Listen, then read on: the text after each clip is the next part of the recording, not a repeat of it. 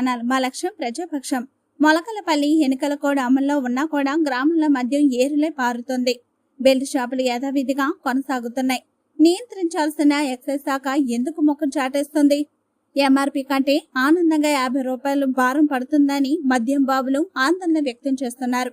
మొలకలపల్లి మండలం జగన్నాథపురం పంచాయతీలో ఉన్న కనకదుర్గ వైన్స్ మందు ప్రస్తుతం మద్యం ఎంఆర్పీకి అమ్మడం లేదని కస్టమర్లు ఆగ్రహం వ్యక్తం చేస్తూ షట్టర్ మూసివేశారు.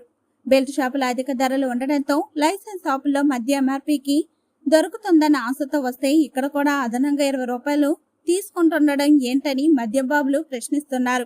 మద్యం మాఫియా చేతుల ఎక్సైజ్ శాఖ బందీ అయిందా అన్న అనుమానం కలుగుతుందని ప్రజలు చర్చించుకుంటున్నారు.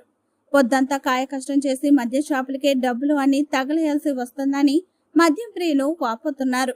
కనీస ఎన్నికల సమయంలోనైనా బెల్ట్ షాపులు మూసివేస్తే కొంతమేర పేద ప్రజలకు ఇబ్బందులు తప్పుతాయని అభిప్రాయం వ్యక్తం అవుతుంది.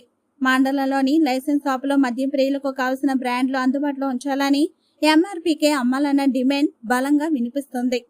కలెక్టర్ దృష్టి సారించాలి. మండలంలో మద్యం మాఫియా ఆగడాలను అరికట్టేందుకు జిల్లా కలెక్టర్ స్వయంగా స్పందించాలని, దీనిపై దృష్టి సారించాలని మద్యం ప్రియులు కోరుతున్నారు. గ్రామాల విచ్చలవిడిగా సాగుతున్న బెల్ట్ షాపులను కనీస ఎన్నికల కోడ్ ముగిసే వరకైనా నియంత్రించాల్సిన అవసరం ఉందని అభిప్రాయం వ్యక్తం అవుతుంది.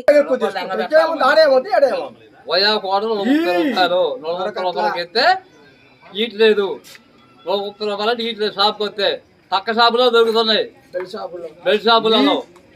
దానివల్ల ఇబ్బంది పడుతుంది.